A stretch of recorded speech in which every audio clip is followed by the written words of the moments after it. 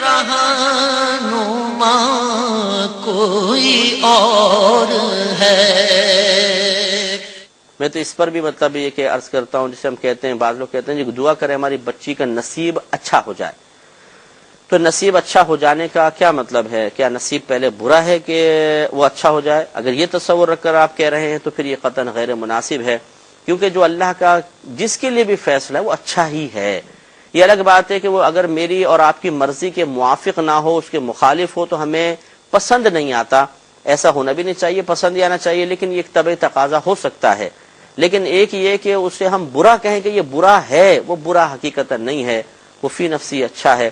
یوں سمجھ لیجئے کہ جیسے ایک مریض کو کڑوی دوائی پینی پڑ جاتی ہے تو وہ کہتا ہے یہ بڑی گندی اور بری دوائی ہے، تو فی نفسی وہ تو بہت اچھی ہے کہ اس کا علاج کر رہی ہے، لیکن اس کی طبیعت چونکہ اسے پسند نہیں کر رہی اس لیے وہ اس کو برا سمجھ رہا ہے۔ یہ ایک اور مثال سمجھ لیں کہ جب منہ کا ذائقہ بگڑ جاتا ہے، بخار ہو جاتا ہے، تو مرغی کی ران بھی اچھی نہیں لگتی ہے، ذائقہ نہیں آتا، مزہ نہیں آتا، ہم کہتے ہیں کڑوا کڑوا سا ذائقہ ہے۔ پانی پیتے ہیں تو کڑوا محسوس ہوتا ہے، حالانکہ فی نفسی پانی کے اندر کڑواہٹ نہیں ہے، اس کھانے کے ذائقے میں کڑواہٹ نہیں ہے، ہمارا منہ اپنا خراب ہے۔ تو اسی طریقے سے اللہ تبارک و تعالیٰ نے جو ہمارے لیے فیصلے فرمائے وہ غلط کیسے ہو سکتے ہیں، وہ خراب کیسے ہو سکتے ہیں، وہ بالکل ٹھیک ہیں۔ اس لیے نصیب کو برا بھلا نہ کہیں، بلکہ اللہ تبارک و تعالیٰ کی رضا پر راضی رہنے کی کوشش کریں، اور یہ ذہن بنائیں کہ اللہ نے جو فیصلہ ہمارے حق میں کر دیا ہم اس پر دل و جان سے راضی ہیں۔ اب یہ آگے پھر بات ہوگی کہ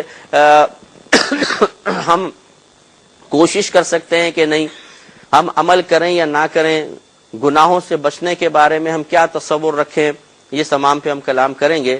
یہاں پر ایک بات اور یاد رکھیے، جیسے کہ آپ کی خدمت میں حدیثیں عرض کی تھی کہ نبی کریم صلی اللہ علیہ وسلم نے فرمایا کہ قلم قدرت سب کچھ لکھ کر خشک ہو چکا ہے، ابھی آگے بھی حدیث آئے گی، اور اب اس میں کوئی کمی زیادتی نہیں ہو سکتی ہے۔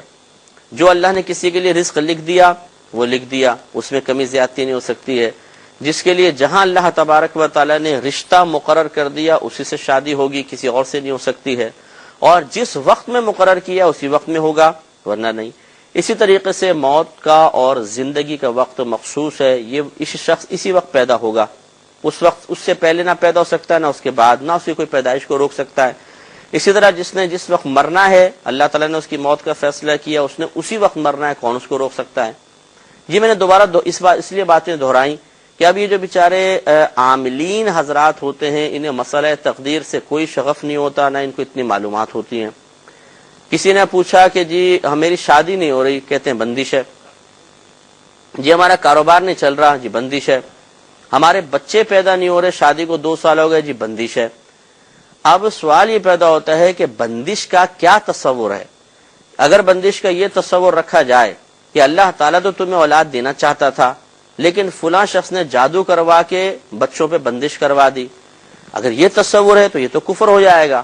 اس لیے کہ اس کا مطلب تو یہ ہے کہ آپ یہ کہہ رہے ہیں کہ اللہ تبارک و تعالیٰ تو تمہیں اولاد دینے کا فیصلہ کر چکا تھا لیکن فلاں شخص کا جادو رکاوٹ بن گیا اور اس نے اللہ کے فیصلے کو بدل دیا۔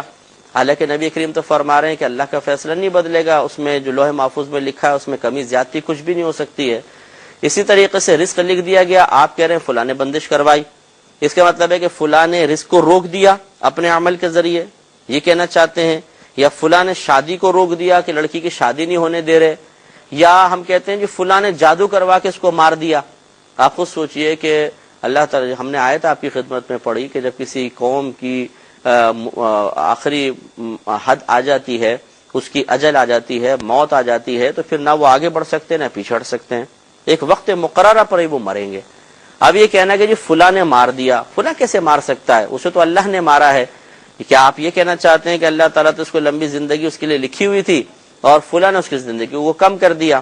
تو اس کا مطلب ہے پھر آپ ساتھ میں یہ بھی عقیدہ رکھ رہے ہیں کہ اس شخص نے اللہ کے فیصلے کو بدل دیا، اور یہ قطعاً غیر مناسب ہے۔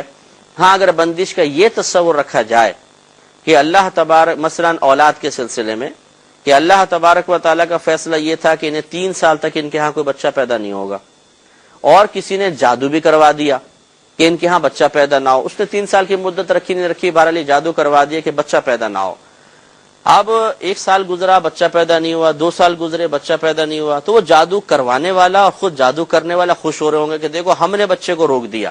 حالانکہ اگر آپ غور فرمائیں تو اللہ تبارک و تعالیٰ کا تو فیصلہ ہی یہ ہے کہ ان کے ہاں 3 سال تک بچہ پیدا نہ ہو. یہی وجہ کہ 3 سال گزریں گے، اگر اللہ تعالیٰ نے ان کے لیے بچے کا فیصلہ کیا ہوا ہے، 4تھے سال بچہ پیدا ہو جائے گا، گیا ان کا جادو. وہ آپس میں ٹکراتے رہیں گے کہ ارے یہ کہاں سے ہو گیا، ہم نے تو بڑے جادو کروائے تھے. اسی طرح آپ دیکھیں کہ بہت سے لوگ کاروبار پہ جادو کرواتے ہیں، صحت پہ کرواتے ہیں، مارنے کے لیے کرواتے ہیں، لیکن کچھ بھی نہیں ہو پاتا، رزلٹ نہیں نکلتا. لہٰذا بندش کا اگر یہ تصور رکھا جائے کہ بعض اوقات کسی شخص کے نے جو ایک بندش کا عمل کیا ہے، مثلا جس کو بندش کہتے ہیں، وہ اللہ تعالیٰ کی مرضی کے موافق ہو جاتی ہے کہ اللہ کا فیصلہ یہ ہوتا ہے کہ بندے کو کمی دے گا اور بندش بھی اسی چیز کی کروائی گئی ہے اور یہ موافق ہو گئے تو ٹھیک. لیکن اگر یہ عقیدہ رکھا کہ اس شخص کی بندش کروانے کا عمل اللہ کے فیصلے کو بدل دے گا تو یہ تو کفر ہے، انسان دائرہ اسلام سے خارج ہو جائے گا. اس لیے یہ اچھی طریقے سے اپنے ذہن میں رکھنا چاہیے. ایک یہ سوال وہ جواب تو ہو گیا ہے لیکن میں چاہتا ہوں کہ وضاحت سے ہو جائے، لیکن ٹائم بھی بہت کم ہے. انشاءاللہ زندگی رہی تو اگلے پروگرام میں ہم کچھ سوالات لیں گے اور ان کے جوابات لینے کے بعد انشاءاللہ مسئلہ تقدیر کو مزید واضح کریں گے. اللہ تعالی ہمیں اس پروگرام کو دیکھنے کی بھی توفیق عطا فرمائے. آمین. وآخر دعوانا ان الحمدللہ رب العالمین.